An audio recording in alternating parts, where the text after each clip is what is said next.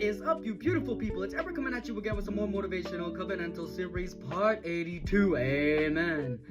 Today we'll be talking about Leviticus 18, holiness in relationships. Leviticus 18 is a bold chapter. It lays out God's design for sexuality and relationships, setting Israel apart from the practices of Egypt and Canaan. God's holiness doesn't just affect worship in the tabernacle. It shapes everyday life, even in the most private places. God warns Israel not to live like the nations they left or the nations they're entering, verses 1-5.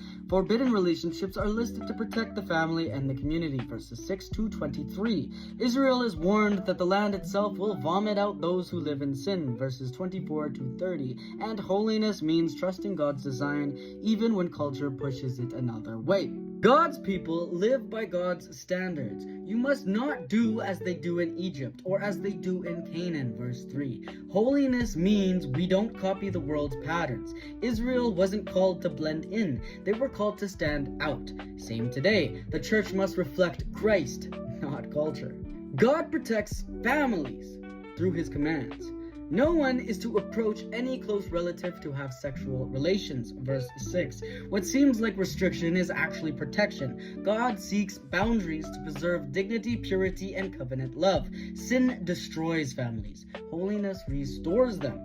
And sin pollutes the land. Holiness secures it. The land will vomit out its inhabitants. Verse 25. Sin doesn't just hurt individuals. It corrupts whole communities. But when God's people walk in holiness, blessing covers the land. Holiness isn't optional. It's survival. Stop blending in. Some of you are living like Egypt, stuck in your old sins. Others are living like Canaan, compromising with the culture around you. But God didn't call you to be like Egypt or Canaan. He called you to be his. It's time to cut ties with impurity. It's time to stop playing games with sin. Holiness isn't about rules, it's about life. Without it, you can't see God. Hebrews 12:14. Holiness isn't old-fashioned. It's God's eternal design. The world may celebrate compromise, but God calls his people to be set apart.